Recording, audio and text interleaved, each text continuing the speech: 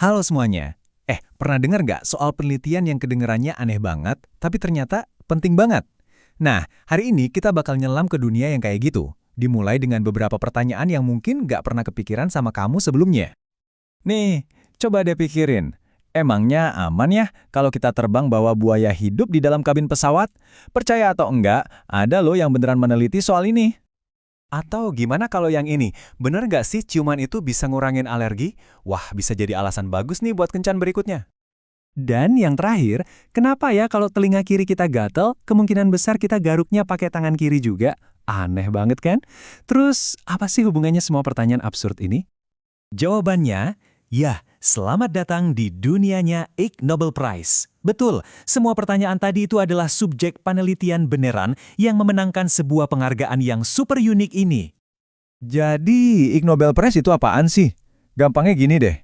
Ini tuh penghargaan tahunan buat penemuan-penemuan ilmiah yang pas pertama kali kita dengar, bikin kita mikir, hah? Seriusan ada yang neliti ginian? Karena kedengarannya aneh, lucu, atau bahkan konyol. Dan kuncinya tuh ada di moto resmi mereka, menghormati pencapaian yang pertama-tama membuat orang tertawa, lalu membuat mereka berpikir. Jadi ketawanya itu cuma pintu masuknya aja. Tujuan sebenarnya itu jauh lebih dalam dari itu. Jadi ceritanya gini, semua ini berawal di tahun 1991, digagas oleh Mark Abrahams. Dia ini editor majalah humor ilmiah yang namanya Annals of Improbable Research atau laporan penelitian yang mustahil. Ya, dari nama majalahnya aja kita udah bisa nebak lah ya arahnya kemana.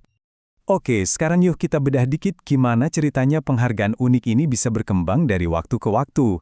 Dari yang awalnya cuma satir tajam, jadi sebuah tontonan ilmiah global. Awalnya tuh, Ig Nobel ini lebih kayak nyindir penelitian yang jelek atau yang nggak bisa dibuktiin. Tapi lama-kelamaan fokusnya geser.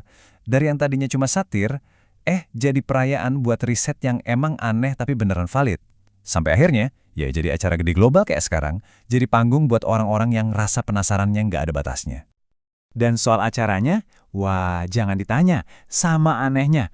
Bayangin aja penontonnya lempar-lemparan pesawat kertas ke panggung. Terus yang ngasih pialanya siapa coba? Pemenang hadiah Nobel beneran. Tapi yang paling gokil sih, aturan pidatonya yang ketat banget. Nah, ini nih yang paling legendaris, aturan pidato 60 detik. Coba bayangin, kamu udah senang-senang menang, naik panggung, mulai pidato. Timernya jalan. Lewat 60 detik, tiba-tiba ada anak kecil cewek naik ke panggung, terus ngomong berulang-ulang, tolong berhenti, aku bosen, sampai kamu turun panggung. Bener-bener cerminan semangat humornya Ig Nobel kan? Oke, bagian ketawanya udah. Sekarang kita masuk ke bagian berpikirnya. Jadi, sebenarnya apa sih tujuan dibalik semua penelitian yang kelihatannya konyol ini? Biar kebayang kita lihat deh beberapa pemenangnya. Ada tuh penelitian yang buktiin karaoke bisa ngurangin stres. Kelihatannya sepele ya, tapi kan ini nyambung ke kesehatan mental. Terus ada lagi analisis dinamika fluida yang, ya unik banget lah. Bahkan ada juga pengembangan boneka buat latihan medis yang super penting. Jadi kelihatan kan, di balik tiap keanehan sering banget ada tujuan yang praktis. Dan ngomong-ngomong, ada satu negara yang kayaknya klop banget sama semangat ginian. Jepang. Mereka tuh salah satu yang paling sering menang loh. Terkenal banget karena ngerjain eksperimen-eksperimen paling aneh, tapi dengan keseriusan dan metode yang super ketat. Ini bukti nyata kalau rasa penasaran yang nyeleneh sekalipun, itu pantas dapat perlakuan ilmiah yang serius. Nah, ini nih yang ngejelasin semuanya. Ketawa itu penting, tapi itu baru separuh cerita.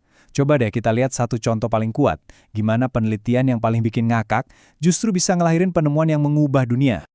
Contohnya ini nih, tes kehamilan pakai sperma kodok. Kedengarannya kayak bercandaan kan? Nah, itu bagian tertawanya.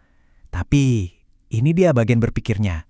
Metode yang kelihatan super absurd ini ternyata jadi salah satu fondasi penting yang akhirnya ngarah ke pengembangan tes kehamilan modern yang kita pakai sekarang. Dari kodok di lab, jadi tes pack di apotek. Luar biasa kan? Dan pada akhirnya, ya inilah intinya Ig Nobel. Ini bukan sekedar penghargaan iseng, ini tuh perayaan atas rasa ingin tahu yang paling murni. Semacam taman bermain yang serius buat para ilmuwan. Tempat di mana ide-ide paling gila sekalipun bukan cuma diterima tapi juga dirayain. Kenapa? Karena seringkali dari situlah penemuan-penemuan tak terduga lahir. So, ini ninggalin kita sama satu pertanyaan buat direnungin. Pertanyaan konyol apa ya yang mungkin lagi ada di kepala kita sekarang, yang siapa tahu suatu saat nanti bisa jadi pemicu penemuan besar berikutnya. Kalau lihat dari sejarah Ig Nobel sih, hal itu bukan mustahil. Makasih banyak udah dengerin.